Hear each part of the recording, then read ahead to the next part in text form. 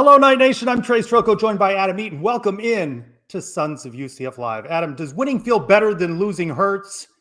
Is one of my favorite phrases. What's your take on that? Does winning feel better than lose? I mean, yes, it does feel better. I'd rather win than lose, I guess, if that's the question you're asking me. And that's how we begin the show with the Cubs at the top of the ninth. Yeah, let me peel the curtain back for everybody here. Trey Strelko, big Cubs fan. If you're watching along, top of the ninth here, Cubs trying to advance to the NLDS. Trey's uber distracted right now as he's trying to do two things at once. And so we will do our best to carry the show, Trace, because we have a good one tonight. We have our friend Andy Mitz from Rock Chalk Podcast. He'll be joining us talk KU. We've got Kenny Morales, UCF alum, veteran sports reporter. He'll be here as well. We have the mailbag. We have Inside the Box. We have all kinds of stuff. And we have a special guest off the top, Trace. We got an action-packed show tonight. That's right. Of course, the Knights back home in their primetime matchup with Kansas, coming off a loss 34-20 at Kansas State. And looking ahead to Kansas is the subject of our one big thing. One big thing. One big thing, which features a live appearance from our man on the scene, Andrew Cherico. Good to join us for Sons of UCF Live. Andrew, hello. How's it going? Absolutely, gentlemen. Coach Frost and the Knights suffered their first loss of the season against Kansas State, but they are looking forward to Kansas, but they have a challenge where they have to contain quarterback Jalen Daniels, who put up video game numbers last week against Cincinnati. Coach Frost knows containing him will be a challenge. Well, he's really good. Watching him on tape, he can throw at an elite level. He can run at an elite level. I think they do a great job scheme-wise with him. So they're probably going to get theirs to some degree, and we got to try to limit that. And we definitely need to be better on offense. And it's hard to take everything away from a player of that caliber. So we got to do the best we can to contain it.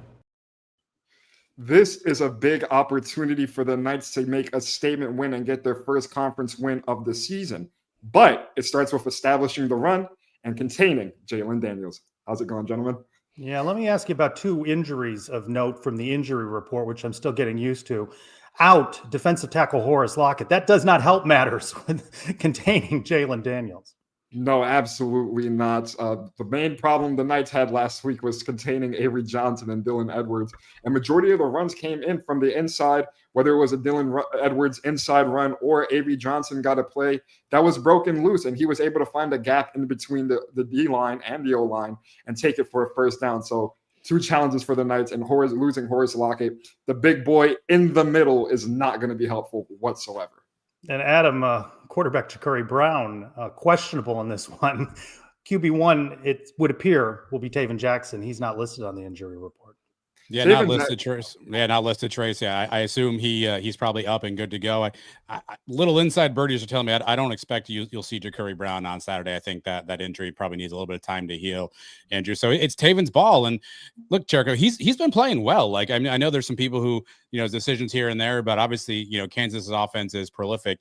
We saw what UCF's offense can do against a North Carolina team, not so much against Kansas State. What are you looking to see from this offense on Saturday? What are the things that you're looking for that will tell you, okay, hey, this feels like a better offensive performance, at least on the outlook, based on what you're going to see on Saturday?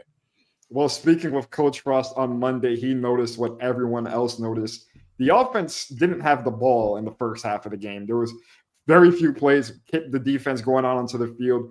And that's all starts with the running game. It starts with Miles Montgomery. It starts with Jaden Nixon. Can they get the ball inside? And like you mentioned with that one clip with Latavius Murray, can they get half plus one? Can the Knights keep the drive going? Can they get 6 yards on first down and keep it going on second down? And maybe if it needs a third down, a third and short pass for Taven Jackson instead of two runs where Miles Montgomery is running into a brick wall and Taven Jackson has to force it into traffic or take a sack, which ended up in him getting hurt with an AC joint sprain.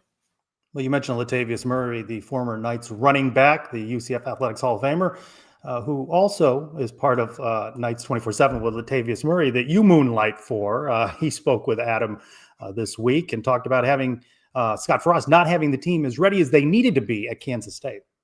I think some of it, but I think, look, to Coach Frost's credit, like, he was honest about and kind of took ownership in terms of taking responsibility for not showing them the looks and getting enough work at it. So I would say that's also a really good sign when you got a coach that takes that ownership on saying, hey, no, this is on us as an offense or coaches.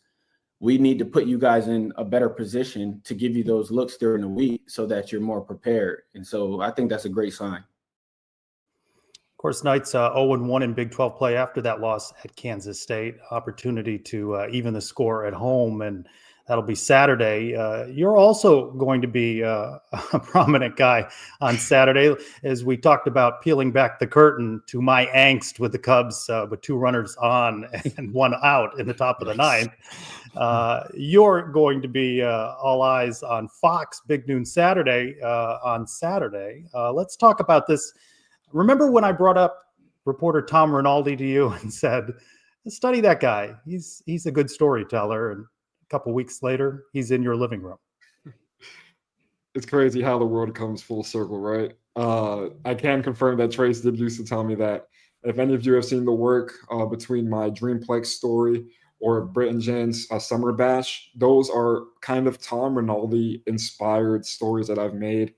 And throughout the recent weeks, and it all started when I went to Big 12 Media Day with Robert and Latavius Murray for Knights 24/7 and Sons of UCF. I had the opportunity to speak with Bruce Feldman. Obviously, there was a story made there, and he enjoyed speaking with me, and it was a really genuine conversation. We were speaking in the middle of the field while interviews were going on the big stage in the arena.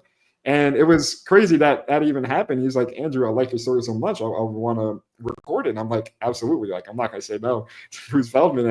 And eventually it led on to him writing the story. And a lot of people showed love and a lot of people had a positive reaction to it, which made me feel so happy to see that. And not only for myself, but for my community that I represent, whether it's my disability, where I work with my company called, not my company, but I'm on the board with QSMA, or I'm with UCF students, or representing you Sons of UCF, Latavius Murray's Knights 24/7, and all of the above. I was really happy about that. And then Bruce reached out to me eventually and told me, hey, I passed along your number to Tom Rinaldi because I want your story to get more publicity. And I was like, oh, okay, sure. All right, we can make that happen. And then it was kind of silent for a while. And in the most typical college student fashion, I was playing a video game with my friend late at night, and it was like 10 p.m. And I received a text on my phone. I'm like, hey, Andrew, it's Tom Rinaldi. I saw your story with Bruce Feldman, and I'd love to explore the possibility of expanding your story and making a story for Fox. I'm like, whoa. I threw my phone across the room. I'm like, I can't believe what I saw. The next, wasn't sure if Trace was asleep or not. I knew he wasn't asleep. I don't know if I sent it to you right away or if I sent it to you the following morning, but I sent it to you pretty fast. And I was just really excited about that. And everything, it took a little bit of time to get going, and then everything happened. And one morning I wake up and Tom Rinaldi's in my living room buying me a Jersey Mike sub while we're talking the Jets. That's a true story. He's an avid Jets fan, same as myself. Fun fact. And he bought me a Jersey Mike sub. It was a great sandwich, to be honest. But no, in reality, in all seriousness, getting interviewed by Tom was a crazy experience. Not only for the fact that my story, not even my story, I'm going to say like just my voice is going to be aired live in front of a lot of people on national television, but getting to sit down with a person that I've gained so much respect for over the years, especially chasing my career and my passion in journalism and seeing how one of the greatest do it in the industry. And I was saying, like, I was almost actively studying notes in my head while he was interviewing me, seeing what he did, because I want to be able to conduct an interview like that in the future. He got some tears out of me. He got some laughs out of me, some moments of silence, because I was like almost lost for words with how well he kept the conversation and the flow going. Overall, such a surreal experience, and I can't believe it's happening. I refuse to believe that's even happening. Like, I'm gonna wake up on Saturday and see my face on television. Whether I'm crying or not, that's yet to be determined. I don't have access to the footage yet, but nonetheless, it is exciting, and it wouldn't be possible without literally everyone watching this live show. You, Adam, you, Trace, Robert watching, everybody involved, it would not be possible, or even without me being here, it wouldn't be possible to have this happen. So I'm really just so grateful for the opportunity and really grateful for the experience. And I look forward to it. My sister, she didn't fly down intentionally for this, but she was really excited about it. So she'll be watching from home with me. And okay, Mike, Okay, we're back.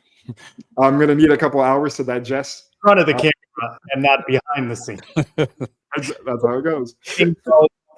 You were at Fox 35. We'll see you there as well, correct? Yeah, so today I went to Fox, the local Fox affiliate station on Channel 35.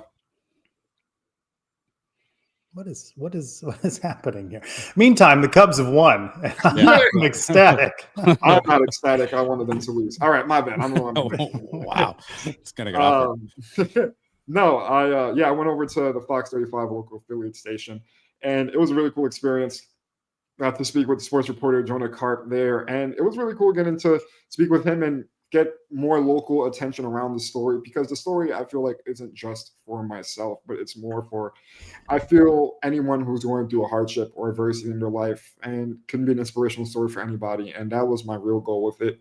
And it was a really cool experience. I was telling Trace, because I had to call him right after. I'm like, yeah, I was on the way, literally leaving the station, and I was asked if I wanted to be live at the anchor desk tomorrow.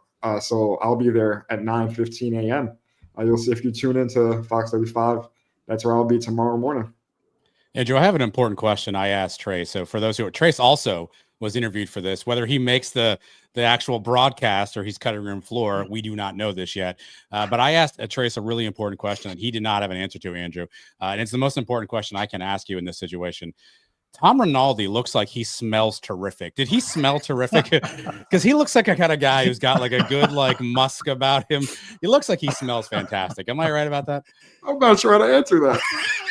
He does. I don't know if me saying yes is a good thing or a bad thing. What's the correct answer? It just looks like he smells terrific. No, Andrew, obviously, look, I've often said, people's lives are like books, right? And everybody has a chapter. And the fact that we've been able to play a small part in a chapter of your life has been the honor for us. When we first started working with you, I think Trace and I both said to ourselves, oh, this is awesome. We have somebody to work with and we can teach him a lot of things. And I think the little secret around here is that you've taught us more than we've probably taught you. And it's such an honor and privilege to be around you and to see you work. I guess you kind of answered this question, but for somebody who's watching your story on Saturday, what's one thing you want them to take away? What's the key message that you want them to kind of know and understand about you? Well, I'll go even further than myself, because that's what I think my end goal is with everything, whether it's becoming a professional sports reporter, whether it's becoming a professional broadcaster. I want to motivate and inspire, because there was a time in my life where I didn't know what my future had looked like. It's hard to know what my future looks like when I have trouble getting out of bed, going to the bathroom by myself, opening doors, going to college on a daily basis by myself. It's hard to know those kind of things. And for anybody going through hardships, especially people with disabilities who I share the most common background with, I want to let them know in the simplest way, it's going to be okay and you'll be all right. If you have a strong support system and you have a consistency and a dedication and a passion, please chase your dream. You only live one life. So I think it's worth it to give it all you got. And being able to chase your dream is such a fun journey, going through the ups and downs, the hardships of it, and the positives of life. There's no more beautiful story than a natural story, the story that you start from the ground up and you work your way to what you want to be eventually. I hope that everybody who has a disability or not chases their dream. And I want everybody to know that it'll be okay. I really don't see this as for myself for being a special story about Andrew Cherico, because I want there to be a day where I go to a Big 12 media day and there's 10 other reporters in wheelchairs, because that's what they wanted to do and they knew that they could do it. And I want to be that first leading example saying, yeah, if I can be here, you can 100% be there. And I don't need it to be an inspirational story, because at the end of the day, I'm just chasing my dream. I'm chasing my passion. I'm going through college like any other student. So that's why it feels still so crazy to me that I even have the opportunity to be here, because I wake up, go to a UCF football press conference, go to college, go work my desk job, and then go home and do some writing. And that's my life. But I know for the circumstances of the daily hardships that I go through on a consistent basis, that is motivational to people, that the people that don't see the challenges I go through on an every day, every hour, every minute. And it's impactful to a lot of people. So I hopefully this story does as much good as I hope it will. Well, Andrew, stay with us as we welcome in our guest now, Kenny Morales, UCF alum, former Tampa Bay TV sports anchor. We'll talk a little shop with him, now PR manager at Habitat for Humanity, Tampa Bay Gulf Side. And Kenny, you were hearing in the green room, Andrew balancing classes and TV. You know that very well. It's a challenge, and you can appreciate what Andrew is doing, juggling all of these things. Oh, absolutely. I can remember those days. I mean, I was just at the UCF UNC game, and I walked by the Nicholson School of Communication, and the memories just immediately flood over, checking out camera equipment and tripods and trying to get stuff for the nightly news show. And very stressful, needless to say. And props to Andrew. And I saw him tweet out, the stuff about him having that story on Big Noon Kickoff. That's awesome, man. I'm so happy for you. Well deserved. I've been following your work for about a year or so now. You do a tremendous job, and the future's so bright for you, dude. Just keep grinding. Thank you, Kenny. Same here. Good to see you on. I appreciate it. It means a lot. And no pressure, Kenny, but maybe you can take a look at Andrew's reel, give him a few pointers. Oh, absolutely. As you business. I would love to. Please, man, send me your stuff. Happy to give any pointers or constructive criticism that I can. I always tell people that, like, people that are coming up in the industry. I'm not in it anymore, but I was in it for 10, 11 years, so I know it's a grind. It is very competitive field. Obviously, everybody wants to get in there and talk about sports. It's fun, right? But it's a challenge. And so I've always, anytime any of those people that are trying to get into that industry, I'm willing to help and extend the olive branch, and especially for my fellow UCF Knights. Well, let's talk about the challenge the Knights have on Saturday, hosting Kansas. Quarterback Jalen Daniels, they struggled last week with a mobile quarterback, and this one is the very definition of mobile quarterback. Yeah, this is going to be a tough challenge, man. I think you can make the argument this might be the best quarterback they see, other than maybe the kid at Texas Tech, Morton. He's been really, really good, too. It seems like they have two great quarterbacks at Texas Tech. The backup was pretty dang good as well. Jalen Daniels, he's having a career year. What has he got, like 16 touchdown passes? Is that all? Is that all? Is that all? Is that a lot? 16? I don't know. Well, how many does UCF have through 4 games? What does Taven Jackson have? Like 3? Like it's not many. The dude's on fire. He's a baller. He absolutely is. I mean, you look at the numbers too. I mean, EPA per play. I like those advanced statistics. Kansas's offense, I think, is second in the country in EPA per play, expected points added, and UCF's like in the 60s. So not great. They're not terrible. They're not in the bottom. Not great. It's not great either. No. So this is going to be a heck of a challenge for this UCF defense, which I think we've all seen that it's the better part of this team, right? It's compared to the offense. But this is going to be a tough test. Maybe their toughest test of the season. And it's going to be really hard, the fact that they don't have Horace Lockett, who I'm a huge fan of. I'm so excited that we got that kid out of the portal. He has been a stud. But yeah, UCF's defense, they're going to have to come to play, because I don't think UCF's offense can keep up with Kansas. So the defense has to have a big game. Kenny, what do you make of this Knights team, right? Obviously, a lot of unknowns coming in, 63 to 69 new players, depending upon which day you ask for us at the podium. So just a lot of new faces on this team. Obviously, a lot of stuff coming together. What do you make of what you've seen so far through 4 games for the Knights? Yeah, I think right now they're on track, right? I think if you'd asked me going into the year, where would they be 4 games into the season, I would have thought 2-2. I thought they would have dropped that Carolina game. Then as the season unfolded, we clearly saw that Carolina – really bad. Like, Carolina might be one of the worst Power 4 teams out there. I think UCLA probably holds that title right now. But 3-1, man, you can't be mad about that. You really can't. The Kansas State game, I myself, and I'm sure a lot of UCF fans out there, feeling themselves a little bit after that UNC win, right? I was there. I was at the bounce house. It was electric atmosphere. The vibes were at all-time high. All the fuzzy feelings. Scott Frost is back. He's on the sideline. We're 3-0. We're putting up 30-plus points. We're throwing downfield. This is great. I think we got a reality check in that Kansas State game. This is a rebuild. This is year 1 of a rebuild. This is 60-some-odd new players, like you mentioned. And while I think that Frost and his staff hit on some guys in the portal, whether I mentioned, Horace Lockett, who I think is a tremendous player. I really love Lewis Carter, the linebacker. I covered him when he was in Tampa at Tampa Catholic. Was so hopeful that he was going to pick UCF. Obviously went with Oklahoma. That's fine. Look where we are now. We got him. And offensively, I love Jaden Nixon. I think Dwayne Thomas Jr. is a heck of a player as well. I think DJ Black can be something special too. And Dylan Wade. Love me some Dylan Wade. But there are some other spots that obviously I think UCF is lacking a little bit. The offensive line, for one. And then I think quarterback play, a little shaky. I think Taven Jackson has something. At the very least, I know he's got some grit. I know he's got that. That was a heck of a job by him to come back in that game. And I thought when I saw the camera cut away to him with tears in his eyes, I thought, oh, no, that's it. He's done. He's done for the year. And I don't know what we're going to look like after this. But kudos to him for coming back in the game, gutting it out. I feel like that moment is something that his teammates will recognize and appreciate moving down the schedule. Like that, to see a guy like that, the quarterback is the leader of the team. To see your leader gut it out through injury, come back out there and fight, I think that'll pay dividends down the line when UCF gets into deeper into conference play and has more of these games that are, 1 or 2 possession games late in the second half. These guys have been in the trenches. They can look to their leader and like, hey, this guy, we know he's going to fight for us. Let's fight for him. So I still think this is a 6-6 team, which I think would be a tremendous success. 6-6 should be the goal, right? I know everybody after that Carolina win was like, ooh, maybe 7 wins, 8 wins, 9 wins. Maybe we could be sneaky good. Let's pump the brakes a little bit. Andrew, let's bring you back in here. Is it safe to say Cam Fancher is QB2 or still not? A guy gets hurt, comes back, has his jersey cut off. They still don't want to go to Cam Fancher.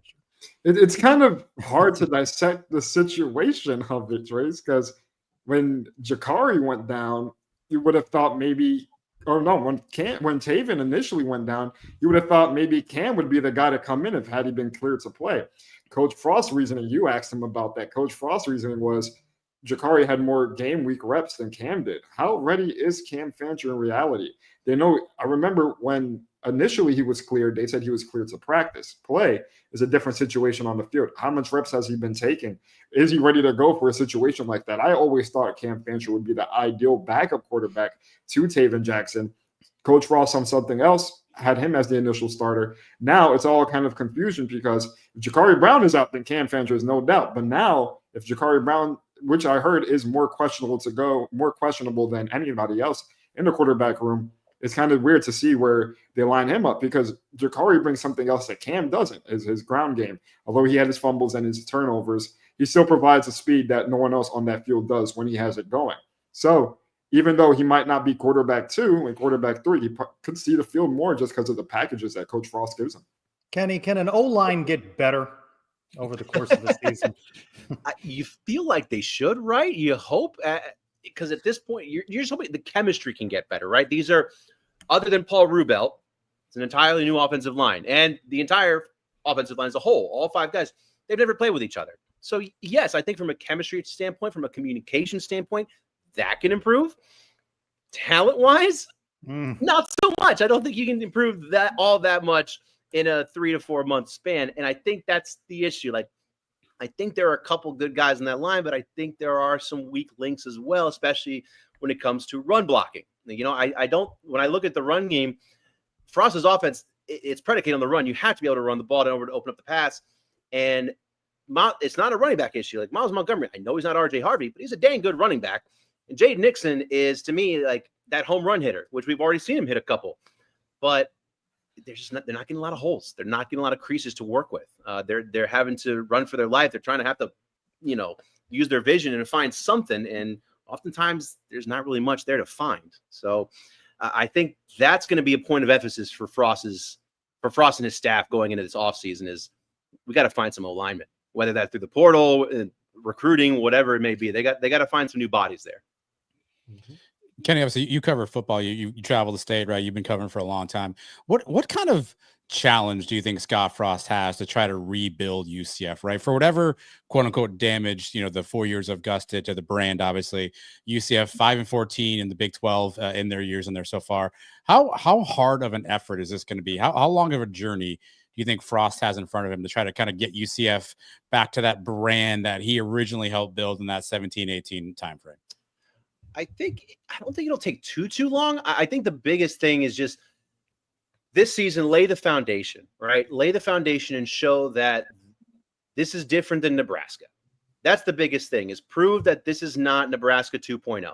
Prove that you can rediscover that magic that you had in the Magic Kingdom back in, I know 16 wasn't a special season by any means, but to go from 0-12 to 6-7. That's it was pretty nice. special after 0-15. Yeah, exactly. It was special for us. It was definitely special for us after 0-12.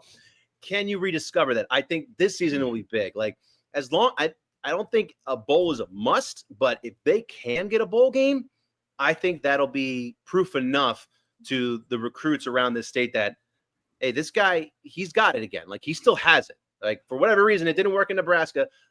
I think there are different reasons for that, but I think Frost played a part, absolutely. But I think being in Florida, man, there's no better recruiting ground. I mean, I know you can talk about Texas, Georgia, California, I get it.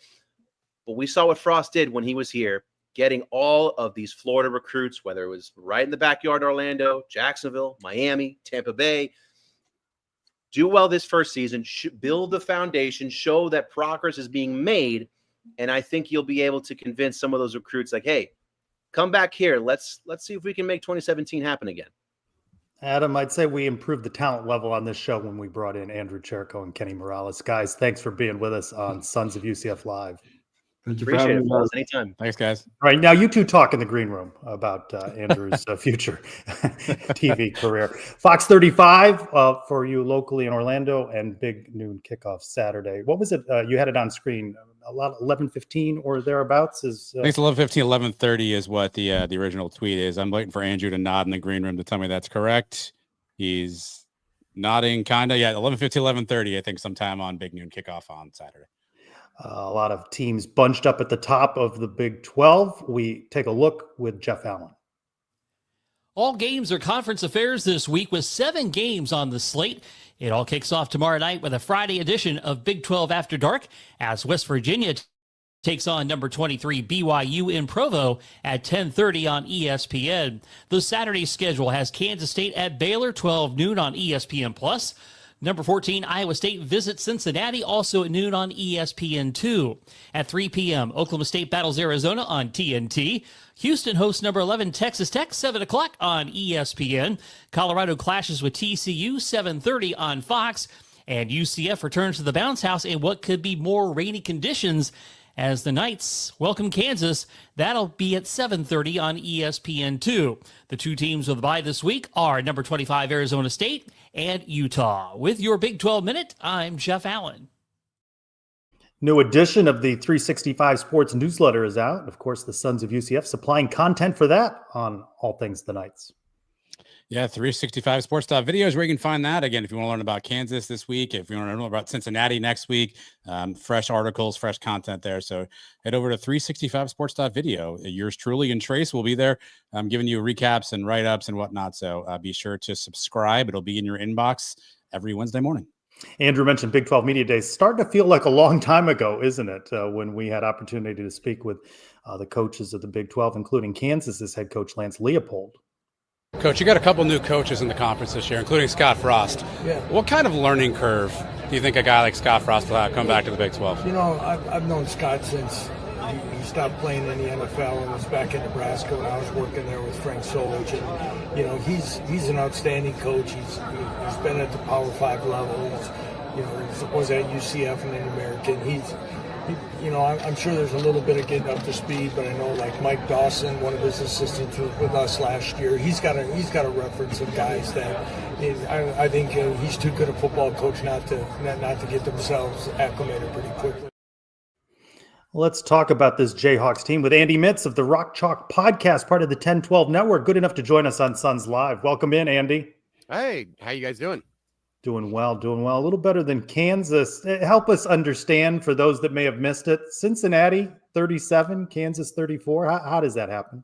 Well, I mean, I think there was a lot that went into it. One, I don't think that the Kansas secondary is as good as we thought, or hasn't come along as quickly as we thought it would.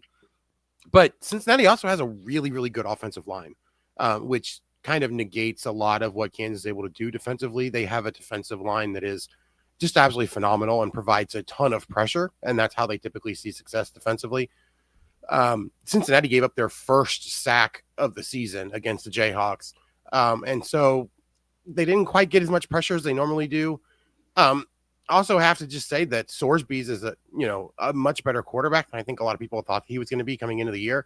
He has been playing extremely well, and questionable targeting call really early in that second half really kind of set the defense back. It's not an offensive issue. It's almost entirely on the defense. Well, let's stay on offense. A healthy Jalen Daniels is a big difference maker for the Jayhawks. Yeah, definitely. I mean, Jalen Daniels this year is playing like the quarterback we thought he could. You look at a lot of the stats, he is by almost every single stat second in the Big 12 behind Sawyer Robertson. And so he is having just a phenomenal year. He's actually top 5 in the nation in terms of quarterback efficiency. And so, he's doing absolutely everything he possibly can to get this team where it needs to be. A lot of the issues that he's had, the end of the Missouri game, even the end of the Cincinnati game, there were drop passes that weren't his fault. He put the ball exactly where it needed to be, and the guy just didn't catch it. Unfortunately, that happens sometimes, but you look at this offense when you have Jalen Daniels, the quick strike ability, and then you add in guys like Emmanuel Henderson, and you have Pickett as well. Like, you have guys that can take full advantage of the arm that he has and the vision that he has to be able to get the ball down the field.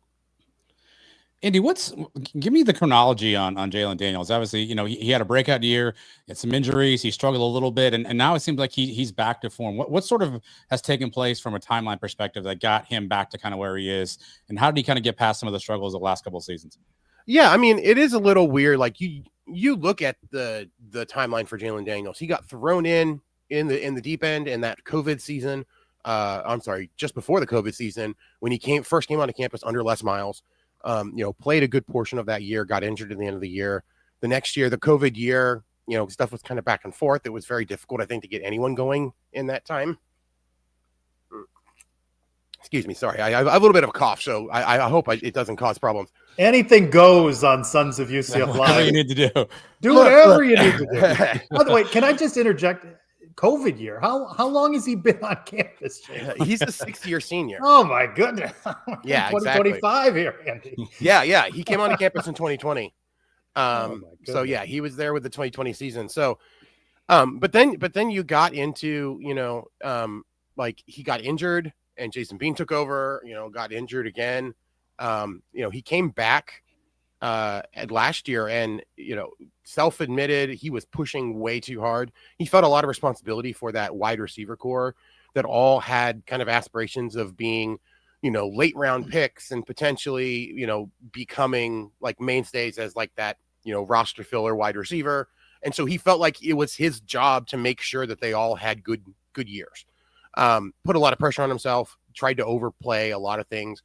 And it really just got to the point where he finally, recognized, especially late in the season when they started playing better, it's like, I need to take a step back. I need to not be pushing so hard, and I just need to do what I do best and help, and then use that to help make everybody else look better. And so he has started this year doing that, or he is leaning into what he does well, being, a mobile quarterback who's able to get all over the field and take off and run when he needs to. But just finding guys, he can throw pretty good on the run.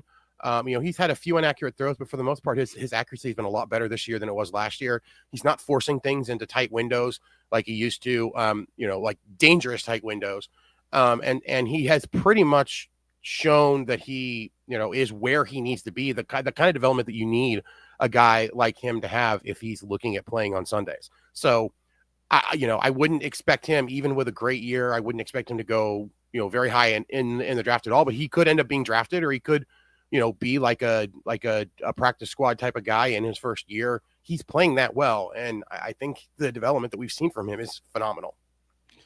And you talk about this defense for a second, right? 3 opponents they've held to 10 points or fewer: Fresno, Wagner, and West Virginia. But then Missouri puts 42 on them. Obviously, we just mentioned Cincinnati puts 37 on them. What is this Kansas defense? Is it somewhere in between? Was it inferior opponents kind of early on in the season? Kind of give us a scouting report on the KU defense. I mean, it's really come down to the offensive line of the opponent. Missouri has a pretty good offensive line, and they had a mobile quarterback. West Virginia has a mobile quarterback, but their offensive line is garbage. Apologies to Brandon and Phoenix brothers. Yeah, Brandon and Jeremy. But I mean, to be honest, like Kansas was in the backfield like all game long there, and so it really just comes down to if the opponent has a really good offensive line that can pass protect, then you're going to be in good shape. Now, that doesn't mean that Kansas can't win, but that means that you're going to be competitive. You're going to have an opportunity to run your offense the way that you want, and you're going to have an opportunity to score with Kansas. Kansas is not a team that's going to be kept, to 10 points in any particular game this year. And so the key to beating the Jayhawks is to be able to score in the 30s. The problem, right? The problem that's tough there, Andy. Come on, I know. Come on now. This is not North Carolina Problem, A&T right. now. Come on now. The problem becomes, right, when you have an offensive line that cannot protect the quarterback. I mean, Kansas is, I think, second in the conference now in terms of sacks so far in the year. They get after the quarterback a lot. They bring pressure from all four spots on their defensive line. It is very, very difficult to deal with the number of guys that they have available in that defensive front. However, if you can allow 5 seconds for the quarterback to find a guy, you're probably going to find someone in the secondary. So it's really going to just come down to like this. I think this game and most games in the future is just going to come down to, can you give the quarterback enough time to find somebody over the middle? If not, then I'm sorry, but it's going to be a long day, as West Virginia found out. Like, this is also a team that we've seen under Lance Leipold. Every single year, it seems like this is a second half team because the coaches are really good at making adjustments at halftime. So if you want to win a game, you most likely either need to be even or ahead at halftime because Kansas is going to get better, or you have to be able to make a lot of really good adjustments in the second half as well yourself. But I think that's really what has defined this defense, is the way that their defensive linemen have been playing. I could see multiple defensive linemen playing on Sundays, maybe not, being high level guys, but definitely filling out rosters and being, that second string or something like that. They have a lot of guys that have a lot of talent and have a lot of good situational awareness. The main issue becomes when you get into that secondary. The linebackers are pretty good. You have Bengali Kamara and then John Kamara, who are both really good from that linebacker position. But it's a very young secondary, a very young, cornerback and safety spots, and guys that have come in from other places to kind of help fill it out. But they don't have a lot of chemistry yet together. I thought that would come along a little bit quicker than it has. But if you're hoping to be able to take advantage of them, you probably want to play them earlier rather than later. So, especially if you're going to have problems, protecting the quarterback. Andy just said 5 seconds. Adam, count with me, would you? 1,000, 2 1,000. I don't think that's going to happen. You said Les Miles earlier. It made me chuckle a little bit. Where are you at with Lance Leopold? You guys on board with him? Oh yeah. Lance is probably the one coach that was uniquely positioned to be able to get this Kansas program back to where it needs to be. One, because of, the absolute steady message, that consistency message was exactly what the Jayhawks needed at this point. That first year under Lance, a lot of people were upset with, the lack of development that quickly. And you saw a switch flip after that Iowa State game where they went up to Ames and got absolutely massacred. But you saw a lot of what they were doing. You saw a lot of opportunities and stuff that just wasn't quite where it needed to be. But him talking about consistency, it's like, we're not going to change the way that we're doing things because we believe that what we're doing is correct. And that is really been the defining characteristic of this team under Lance Leipold, is that they know what works for them. They know how they're going to attack things. And they are absolute professionals at finding guys in the portal and finding guys in their recruiting that allows them to play the way that they want to play. Now, they don't necessarily always have enough talent to match up with the opponent. And a lot of times where they've struggled is just because guys are more athletic than them, or guys, have a better scheme, or they're deficient at one position. But just because they can't do something exactly the way that they want does not mean that they're going to stray from the main goal of how they want to accomplish things. Just that consistency, I think the defining moment was actually really early when he came onto campus. It was right after spring practices that first year because of all the shenanigans going on with Les Miles getting fired. It really came down to the fact that he brought, like, half of his staff was guys that he brought with him from Buffalo. He explicitly said, though, that, hey, I want at least 50% of my staff to be guys that are currently at Kansas, because we want to keep that consistency. We want to allow you guys to have familiar faces around. We want you to be able to incorporate what you do well into what we do well and mesh and create something that's going to work for everybody. And I think that willingness to keep things the same, to identify the good parts that work and get rid of the stuff that's not, Yeah, I mean, I think that's exactly what they needed. And really, I think most of the other major candidates at the time, Jeff Monken comes to mind, probably would have wanted to do more of a tear down and a rebuild and completely change everything. Whereas Lance Lightfoot was able to build on the good things that Les Miles was able to introduce to the program and actually move them forward a lot quicker than I think most anyone else could. Well, let's look ahead to men's basketball. January 3, Kansas at UCF, Big 12 opener. How good do you think the Jayhawks will be? I think the Jayhawks are going to be fantastic this year. Like, this is the one year. Well, thanks, Andy, for joining us. But I mean, look, they were ranked number 1 preseason the last 2 years, and it didn't pan out. I think what we've seen different this year and kind of the way that Bill Self is approaching it now this year, he is no longer kind of tethering himself to long-term guys as his best players. If we've seen anything in this, NIL one and done era, it's that you need to have some program guys that understand the culture, that can help teach that culture, that need to be like a leader in the locker room. But you cannot consistently have those guys be your best players, because if they are, that means that you're not bringing in the best talent you can. And so what we've seen from the Jayhawks is not only, they have a great recruiting class that's coming in and a great freshman class for this year. They've had a decent number of transfers, and it seems like everything's going to mesh pretty well. Obviously, we'll see once we actually get there, because we felt the same way the last 2 years and it didn't mesh the way we thought it would. But, they've had 2 huge recruiting commitments this week, number 1 in their position for each of them in the nation. And so they have like 2 other people that are getting ready to come as well, from what I understand. One that we're pretty sure exactly who it is. And then another one who is kind of on the fence that we think is going to be coming. So like Kansas could very easily jump up into the top recruiting class pretty quickly here by having 2 5-stars and 2 4-stars committed in the next week. The fact that, Bill Self is this comfortable bringing in that kind of competition, and a lot of people wondering if Bill Self was done after his health issues. It's kind of, I think, as good as you can get at this point in terms of looking to the future for this program. The question, of course, always becomes, can they put it together the way that we think they can put it together? I do expect the Jayhawks to probably lose a couple of, weird, questionable games where you're just like, what the heck? That sounds there? Like January 3 in Orlando. And to be honest, early in the Big 12 schedule, it's probably a good time to try to be doing that. So, plus you've got to think 2 years ago when they went to UCF and lost there, that shocked everybody, and rightfully so. That right? I know. I watched that episode right afterwards where you guys were like, "Wait a minute, what? What did we just see?" Right, but I mean, I think one, Kansas definitely has had some opportunities recently to not play up to the way that they needed to. But also too, I think in the Big 12, the way you play in the Big 12 and the way that there are so many good teams, it's very difficult to find any kind of stretch in the schedule where you can take a game off and think that you're going to win for sure. And so that, is less likely to happen early in the season. So doesn't help for that particular game. But I do think you have to be thinking about that at any point. It's like, where can we potentially have someone, take a break, or maybe not push as hard as they possibly can, because we need to save them for a 3-game stretch where we're playing a bunch of ranked teams at their place.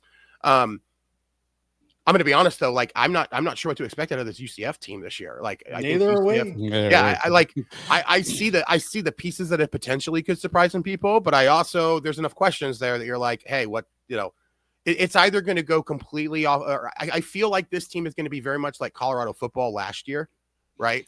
It's either going to be completely off the rails awful, or it's going to be so much better than anybody could have ever anticipated, and you guys are going to be celebrating like crazy. So I don't know which one. I could easily see either one of those happen. And there's just enough question marks there that I have no idea. Battling a head cold, but you won't find Andy Mitz of the Rock Chalk podcast on any injury report, the Big 12. Andy, thanks for being with us on Sons of UCF Live. Thanks, guys. Thanks, Andy. I like the strategy, though, there, Adam. The teams may just coast a little bit when they get to Orlando. Don't want to exert themselves too much. They've got that back schedule in the Big 12. So take it a little easy in Orlando. That could be a strategy. I think Patrick Nurse said it best. Andy, it was a 1-2 punch. We're crushing us in football and basketball all in the same segment. So, yeah, look, it's going to be a tough game on Saturday. Obviously, we know Jalen Daniels is a talent that I don't think UCF's seen in a while. We struggle with Avery Johnson on that rushing attack. Obviously, Jane Daniels, 500 total yards himself against Cincinnati. And so he's going to be a handful to deal with, Trace. But weird things happen. It's going to rain. I think the weather's not going to be good. Does that slow some stuff down? Does that make it easier for UCF? I guess we'll find out on Saturday. Andy said when you have 5 seconds. Well, when he said, hey, if you have a good old line, you can be yeah. You know, when you have a good court, it's not exactly the recipe for success around here. Patrick Nurse saying 1-2 punch, the 1-2 punch of the Pegasus podcast and around the kingdom for you on this week's Sons of UCF YouTube channel.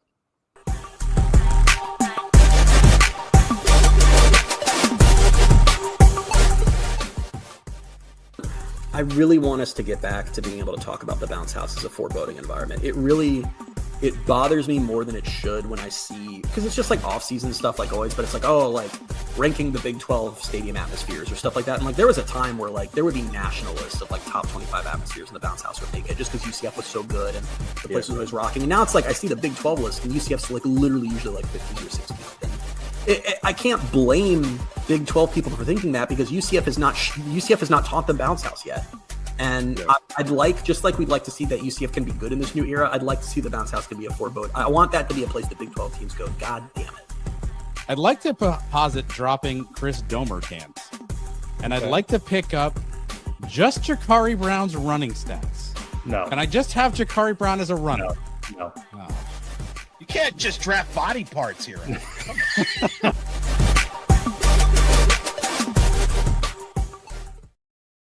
I need a ruling on that. I think you can't just draft body parts. Now he's injured, so perhaps that's a good idea. I didn't pick him up after all. You can't just draft body parts. You can find that and more content on the Sons of UCF YouTube channel. Women's soccer off to a great start this fall, up to 22 in the RPI. And our Jan Perez is now live at the UCF soccer complex as the Knights are battling Utah. Late in this one, Jan, what's going on? Well, it's been a total domination from the Knights so far. First half, 2 goals scored from the Knights. Liz Warden attacking twice. First time getting fouled in the penalty box. Hono Kahamana picked up the penalty, scored for them early. And then in the following couple possessions, Liz Warden came back, slipped past all defenders, even the goalkeeper, to score at the bottom right. And defensively, the team has also been very well all around. Genesis, UCF's goalkeeper, with 7 saves so far. Utah has had no answer for the Knights' offense or defense. How much time left in this one, Jan? Only 15 minutes left in the game. Are you right near the scoreboard? I'm right under it. I just had to look up real quick. Of course, the Knights then host Kansas State Sunday at 1. You got to protect the home field, especially in soccer. Always. This would be the Knights' first Big 12 home win. Gotcha. Jan Perez live at the UCF Soccer Complex, watching the clock right above him. Thanks for being with us on Sons of UCF Live. Thank you guys for having me.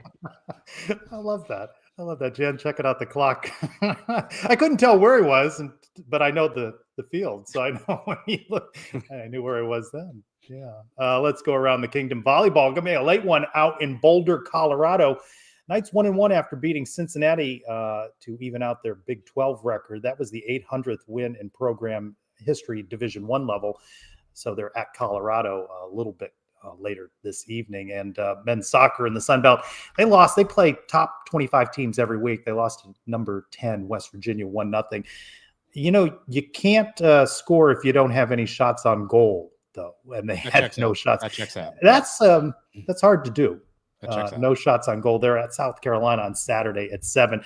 And this seems late to me, doesn't it? With Media Day coming up, men's basketball adding guard Arturo Dean from Oklahoma State via the transfer portal. Where's he been? Was he just hanging out? Oklahoma State. He was at FIU for a while, Trace. Yeah, obviously classes have started a long time ago, so I don't know if this is going to be a second semester enrollee, i.e. he's not eligible, if there's some sort till of January 3 against there we are. However, while maybe not the best scoring guard, Arturo Dean is a master of the steal defensively, something UCF could definitely use in the backcourt. We're going to have to start doing a little studying on this men's basketball team. We are. Completely changed over a roster. You have any read on the night so far? The sum of the parts? I got an email sent to me from, we get a lot of these like random emails to the Suns account, and I got an email from like Bleacher Report or something. And if it's true, UCF will have the oldest team in the Big 12 by I got age. that email too. You get that too? I don't know where that came from. I don't know if that's email. legit. UCF will have the oldest team in the Big 12 by age. So maybe there's something to have with experience. And, again, some of these guys have played a ton of hoops. So perhaps there's something there. That's my way of saying I have no friggin' idea. Well, and that is around the kingdom this week. It is time for the mailbag. So it's a mailbag. So what? So what? Do you know whose mailbag that is? It's that time again. Time to open the Brian W. Peterson Sons of UCF mailbag. Hi, fellas. Dr. Snap and Pop. Nighttime bounce at the bounce house this Saturday. What are you expecting from the boys? Will the dual threat quarterback continue to give UCF defense problems? I think so. The rain, though, could even things out a little bit. You'd like to be able to run the ball a little bit better. Can the O-line get better as the season moves along, Adam? You would hope that we'd play better at home. That's typically been the way UCF has played. Obviously, Coach Frost talked about the tough week that led into Kansas State with the unfortunate passing of Sean Clark. The offense, even he said that he was mentally drained. So perhaps, they have an opportunity to get back into the lab, if you will, and correct some things. And maybe that night energy, 7:30, the first ever Saturday night game for UCF hosting in the Big 12. A good opportunity for UCF to be the Kansas team. It'd be fantastic to pull that out. Maybe the energy, the night mode jerseys, maybe a little bit of that bounce house mojo comes into play here. But Jalen Daniels is the real deal. And so if they can contain him and they can get some points on the board, anything's possible, but it's not going to happen without us containing Jalen Daniels in some way, shape, or form. And Lance Lightpole brought up something interesting that we hadn't talked about. Mike Dawson, who is on UCF staff now, he's the run game coordinator and the edge coach, was with Kansas last year. Does he know anything? Is there anything helpful from his time around Jalen Daniels that can help this defense this time around? Who knows? But maybe some inside info can help this defense kind of understand specifically some areas to attack or areas to at least watch out for on Jalen Daniels. I know if you just look at the score and you just look at the stats, you automatically want to say the defense did not play particularly well at Kansas State, but I don't think that's fair. Just Agreed. Based on how much time they were on the field. I mean, it began to take a toll. They got an interception on the first drive. They got Kansas State off the field on the second drive. They led up there at the end of the first half. That could have been a 10-7 game with UCF getting the ball back. But again, the offense just did not do enough consistently, and it caught up to the defense, is my read of the game at Kansas State. I totally agree. I think after a while, momentum is a real thing. I think the defense keeps giving the ball back to the offense, and we're not able to move the ball 15 total or 20 total yards in the first 15 minutes on offense. At some point, the defense, you can only bend but break for so long, and you give up a couple of big plays. Kansas State clearly came out motivated in this game, coming off a bye week. A lot of talk about how they were perhaps not as good as people thought they were going to be. Folks forget they were ranked as the season started, right? So perhaps this was an opportunity for them. Coach Frost mentioned coming out of the bye that they had some things that they hadn't seen before. So clearly a motivated Kansas team. I think the defense did as best as they could to try to stem the tide for a while. If you only get a little offense, I think that game maybe presents differently. You're going to see 31 on the board and go, well, the defense was terrible. 290 yards of rushing for Kansas State. Obviously not great, but that was a big 75-yard run. I don't think it tells the whole story. Yeah. What's your take on defensive coordinator Alex Grinch so far? He's still at the podium, I think, talking. Is that guy? That guy is cerebral. I watch a bite and he'll answer a question. He's like 2 minutes in on one answer. Yeah, still at the podium talking from Tuesday's press availability.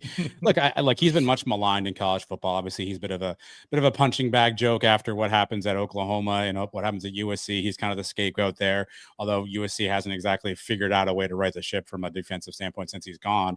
I think he's thoughtful in his approach. I think he's certainly a streamlined to learn defensively from maybe his mistakes. I think they've got some talent. They've certainly got some speed on defense.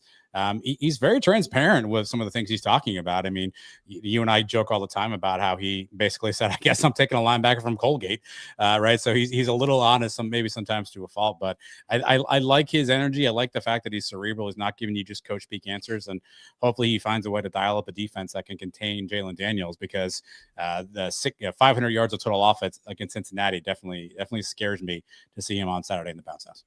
At Golden Knight _2, is it finally time to retire Brown as a quarterback and give him the Godfrey rehabilitation treatment as a receiver?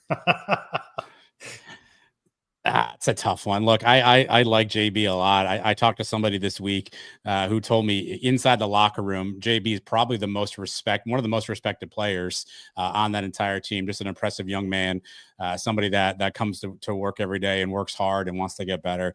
At some point, though, you do have to figure out what the best path forward with him. He's such a dynamic athlete. Is there a way? You saw Kansas State, Trace. You asked Coach Frost this post game. All of a sudden, 2 quarterbacks are on the field at the same time, and obviously caused some issues, I think, for UCF defensively. You got to wonder, is there a way UCF can do something like that with Ja'Kurrie Brown and Taven Jackson, assuming he's healthy at some point in time? So hate to give up on Ja'Kurrie yet, but I think I hope Scott Frost, Steve Cooper, and that coaching staff are smart enough to find a way to use his abilities to our advantage. And if that doesn't happen to be with a football in his right arm, then I assume Ja'Kurrie would support that, but it's tough to crush a kid's dream and say he can't be quarterback anymore. He's got so much speed. He's such an athlete, but he did get bottled up at Kansas State, though. He was not nearly as effective as we had seen him earlier in the year. At Patrick Nurse was a great point too. We don't have enough healthy quarterbacks, so taking quarterbacks off the roster and moving them someplace else, maybe not in the cards. Yeah. At Black Gold _Ed, O-line is our greatest weakness. What can be done to improve their effectiveness? Can they get better? Is it getting to know one another and playing alongside each other? Does that help? I mean, I really do give them a pass. They weren't making excuses, but they had a tough week. Yeah, I know we talked about this earlier. If you go to Knights247.com with Latavius Murray, the interview he and I did this week, he had a really good breakdown of the offensive line. And I'll try to paraphrase, but essentially, Coach Frost gave a really insightful answer post-game about, the O-line hadn't seen some things Kansas State did, right? With a blitzer dropping out, somebody replacing that person. And I asked Latavius, is that fixable? And his answer was yes. Like you can absolutely continue to scheme that up, communicate that better, work as a team to kind of work through that. Maybe they hadn't seen that kind of look before, which is what maybe Coach Frost is referring to when he says we didn't have them ready, right? So, Tavius seems to think this is something that's fixable for the Knights to maybe see some of these looks in practice. So that's your hope, is that communication continues to improve with that front five, and they start to kind of recognize and pick these things up. But here's the problem, Trace. Kansas watched that tape too, and now they know what worked against UCF, right? So they may get a really early test on Saturday with Kansas saying, hey, this seemed to work just 1 week ago. Let's try that again. So we may get an early read on how quickly that offensive line can maybe learn, grow, and take some cues and potentially move forward as a unit. At Ed Wood 95, besides the O-line, what area do you see as the most immediate need for improvement? I think the wide receivers. I think they've got to help out blocking, and they got to step up and catch passes. I mean, you always want to blame the quarterback, and I'm not saying the quarterback is not to blame at times, but if things aren't being run properly by the wide receivers, quarterback looks bad a lot. Yeah, you got to find that connection. I think it's some receiver, but I think it's just some quarterback connection, right? I mean, you saw a couple of balls that there was a choice route that Taven threw. I think it was Wade and Charles cut in. Taven threw it out, right? Another ball slips through the hands of DJ Black, right? I think there's just some things that as a collective that group can kind of work out. Something we didn't talk a lot about. He's questionable this week, but you look back at it now and you can really kind of feel the absence of Dylan Wade. Yes. Who had been, I don't want to say a safety blanket, but a really integral part of that passing game. His absence, I think, now that you look back, was really felt on Saturday at Kansas State. Questionable right now whether he'll play against Kansas, but I think not having him, Trace, I think was a big impact for that passing game. Second one from Ed Wood 95. Listening to the last couple of podcasts, can you implement some kind of electric shock for Brian W. Peterson? And to your point, when he says to your point, it's out of control. Which I said to Brian that you just got to have fun with it. You just got to make it a drinking game, which is what I did when I listened to Sons today, and I didn't make it to the end of the show. Yeah, someone else commented on that and basically called us idiots and said we had no brains. So yeah, no brains, but they tune in every week. It's one of our favorite commenters. Point taken, understood. Brian got the feedback, just like Coach Frost. I didn't do a good job this week preparing Brian for the show. I'm going to go back and make sure that he's ready. We're going to have Brian ready to go on Sunday, Monday, whatever day we record that. And if you hear it to your point, Trace Trelko will do 10 push-ups. That's whoa. I'm expecting you to coach it out of him, Trey. Coach it out of him. Now, Brian did ask me to offer some constructive criticism after his next appearance. Listen, today. You turned Andrew Cherico into a star. You can mold something with Brian Peterson. Yeah, all the talent was within all the intangibles are there with BWP. Yeah, no, that's true. Yeah. Well, considering that this is not his line of work, he steps up all the time for the Suns, so we appreciate that. UCF Knights win. I know it's only 4 games, but is John Walker at risk of being just another guy on the defensive line? Oh, and I'll tell you about this. Eric Lopez dropped him from his fantasy team this week on Around the Kingdom. I never expected that, but he's still out there. He's still effective, right? I mean, what were his stats? I think he's got 2 fantasy points for the way we score this year. This is a tough one to answer. No stats, right? Against Kansas State. No stats against Kansas State. 40-something plays, didn't record a stat. This is a tough one to answer. I feel like this is a hot take element because John Walker obviously was somebody who, Knights fans, were super excited to have the highest recruit in our history by the time he signed with UCF and comes in with a ton of promise. Last year, injured, working his way back a little bit, right? Here's the thing with interior linemen, we don't know what he's asked to do, right? He may be asked to take on a double team to free up Lewis Carter to make a tackle, right? We don't know specifically what he's asked to do. So if you want to look at stat books and say, is he living up to the hype you expected? I guess you could do that. We don't know what he's asked to do, to be fair. And listen, that just means he's due for a breakout game. So at some point, the John Walker breakout game will be there. Also, he got held so bad, Trace, he needed a fresh jersey on Saturday. I don't know if anyone noticed. He walked out there with a 55 without his name on the back because Kansas State was holding him so bad. I think that he ripped his initial jersey. So maybe that had something to do with it on Saturday. Segue at Riley Carey 16. Do you think the Big 12 has the worst officials when they miss all of the holding calls? I think that goes both ways. First of all, I don't think there's any great conspiracy on calling or not calling things against UCF, but I also don't think UCF necessarily gets the benefit of the doubt all of the time, especially against a Big 12 program like Kansas State. I just don't think they get the benefit of the doubt. Well, that's what makes all this so tough, Trace, because we talk about, hey, we're better than this team, we're better than that team, we should beat them, but you forget about factors such as this. When you go on the road, you're going to have Big 12 crews that maybe aren't going to call the games a certain way. My thing with officiating is as long as it's consistent, and if Kansas State can do what they're doing offensively, let UCF do the same thing too, right? You saw one hold, I think, called against Kansas State, a late hold one time against Max Drag for UCF that negated a long run. So it didn't seem like holding was something that was in the playbook for the officials on Saturday, which I'm fine with. But there appear to be some egregious times where UCF defenders were getting tackled that you'd love to see. Coaches typically don't bring that stuff up, Trace, and Coach Frost was pretty transparent about. I talked to the official. He didn't say what was happening. He just said, I appreciated the conversation and perhaps he needs to teach his team something differently, right? That's my only target. Let's just make it fair. If that's what we're doing, then that's what we're doing. And maybe UCF needs to adjust. I think we're not talking enough about whether or not Taven Jackson got a roughing the passer call when he got his collarbone. Coach Frost brought that up. Coach Frost brought that up in the post game that he didn't like that, and I watched that replay a couple of times. Boy, he really drilled him into the ground. Some guy named Stufflebean got an extra step and drove him into the ground. That's a flag in a lot of different games, and so NFL, if he was within 5 yards of the quarterback, he would have been. Yeah, I just think that's got to be called. There's another play later on in the game. I don't think anyone noticed this. I think it was an interception. Maybe Taven or Jakari threw, where they ducked under a receiver and as our defender, and as the quarterback came by, the defender hit the top of the helmet. That's an automatic flag in the NFL. You touch the quarterback's helmet, that's 15 yards. Was not called against UCF, which is fine. But let's just make sure it's consistent, because this Saturday there's going to be somebody who breathes near a quarterback and a flag is going to come out. We're all going to lose our mind. I think that's the challenge. Let's just make it consistent. Yeah. Sounds like Coach Frost had a healthy conversation.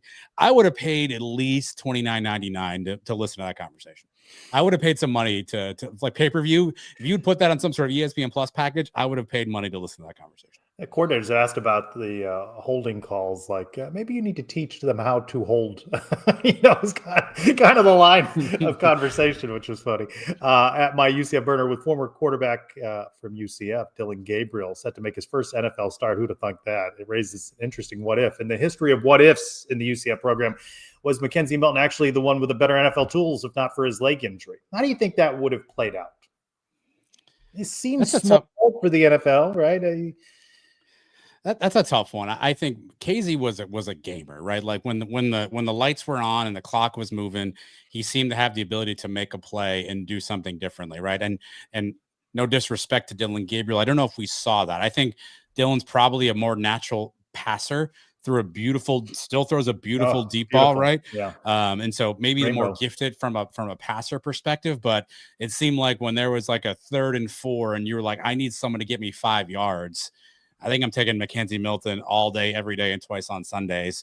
But I do think Dylan Gabriel has a lot of the tools and a lot of the skill set that I can see why now he's getting an opportunity in London again, I guess, this weekend against a tough Vikings defense. So good luck to that. I also saw this fun stat, Trace.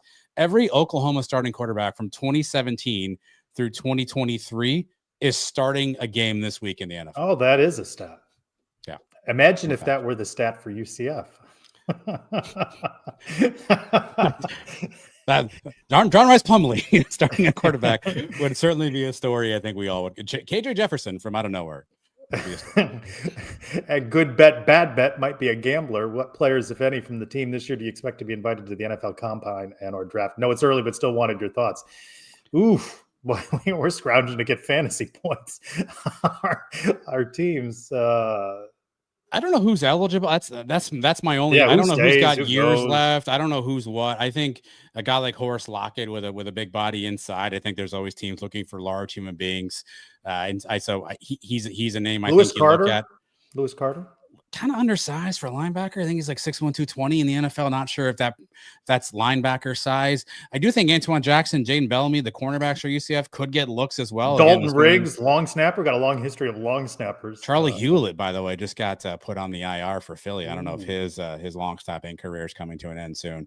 I think get the cornerbacks potentially. Maybe give me Horace Lockett. Jaden Nixon's got some speed, man. You got to think a team might look at him and just as a kick return or something like that. Maybe he makes a practice squad. But I need some more time. It's early. Good bet, bad bet. Check back with us at MJK2288. 6 wins, still a great season, which is funny, by the way. I understand that, but it's funny how we've changed our expectations. And he asks, does the fan base have unrealistic expectations? Who were you people that were talking about a 7-0 start? They didn't even get to 4-0. Who was projecting out to 7-0? Look, again, I think I understand the thing you do where you look at the schedule and go, well, that team's terrible. They lost to this team and we're better. I just think week in and week out in college football, with all the parity that you see from teams, when you throw in road games, you throw in a fishing, I just don't think it's as easy to do that anymore. You know, I know it sounds coach speak, but Frost says it a lot. A lot of coaches say it. Any given Saturday, you can lose the game in the Big 12, right? Yeah. Absent maybe a couple of matchups. And so I just think that's the challenge you have. I think 6 wins was always kind of where the high watermark was for most people. Anything above that just feels like house money. And so I don't know if people move their expectations, but I do think there are some people who were feeling themselves a little bit after that 3-0 start and thought, maybe this was going to be a faster rebuild than we thought. And, maybe kind of crashing to earth. Although I would say, Kenny said this earlier, if I told you when the season started, Trace, after 4 games, we'd be 3-1, I think all of us would have signed up for that, right? Yeah. So I think you are where you are. Eric Lopez had a really good point. If you throw out the Texas Tech and BYU games, because you assume those are going to be 2 of the tougher games, all UCF has to do really is win between Houston, Cincinnati, West Virginia, and Kansas. They have to win Oklahoma State. They have to win 2 of those games, 3 of those to get yourself to where you want to be at, right? So can you do that? I think that's where the season will boil down to. I will say this: if they beat Kansas, 7 wins is possible. We're back. No, just 7 wins is possible. Okay, we're not back. Okay. Thanks everybody for your mailbag questions. It's time for what's in the box. I'm on by Alumni Hall. Yeah, I don't have any in this in the old. You're out of questions. Oh, I think I have one in there. I got several in here. Alumni Hall, by the way, 4100 North Alphabet Trail. Fans wear black on Saturday, 7:30 kickoff. So if you don't have a fresh black shirt, maybe hat, something along those lines, get yourself to Alumni Hall now. Get some gear. Look fresh for the rain. Get a poncho while you're there too. All right. If you had to replace me as co-host on Sons of UCF Live, this is where you say, but I would never, Trace. Well, are you leaving? Like what's happening here? Who in your contacts in your phone would you invite to co-host with you? permanently or just like on a one-time basis? Yeah, just somebody who in your contacts. I mean, listen, this Rolodex is tough here. That's why I gave you an opportunity to name drop. Man, who would you ask to co-host with you? You've interviewed dozens and dozens of people. Dozens of people. You know, I ended in here and I'm on George O'Leary right now. I would love an hour. I would love a spin of Suns Live. But now it's the format of the show, so he's got to say, "Let's go around the kingdom." And yeah, now even better. With Jan Perez at UCF Soccer, he's got to do the tosses. If we've proven anything at the Suns, it's bad is the new good. I would go George O'Leary is a name that comes to mind here. He would. That'd be a challenging hour, though, wouldn't it? I mean, we've had challenging hours before, Trace. I mean, well, that's true. that is no different here. I see Tyson Hinshaw's come up on my phone. I like Tyson Hinshaw. I could do a Tyson Hinshaw co-host. I think he'd be great. Jordan Johnson is affable. He might not be available. seems like a nice person there. Darius Johnson. What's he doing these days? There you go. All right. Is he playing someplace? It's good to know you have a lot of options. You know, and interestingly enough, you didn't say Brian W. Peterson. So. Here's the problem. I don't know if these numbers are accurate. I'm looking at this phone here. I have a contact number for former UCF president Dale Whitaker. I don't know if this is still active. Would you imagine doing an hour of this show? Well, you listen, spent an hour with him when you interviewed him. How jealous would Brian Peterson be if we had another president on? Oh, I'd never hear the end of it. To your point. Yeah, very good. I want to thank Kenny Morales, Andrew Cherico, Andy from Rock Chalk Podcast, and all of you for being with us on this week's Sons of UCF Live. Knights take on Kansas Saturday at the Bounce House. We'll be there and hope you will be too. For Adam Eaton, I'm Trace Strelko. Thanks everyone for joining us for this week's Sons of UCF Live. Go Knights! You got your closing mixed up there. Noe Relis, kicker. Thanks for watching Sons of UCF. It's not the fastest show in all the land. George O'Leary would never.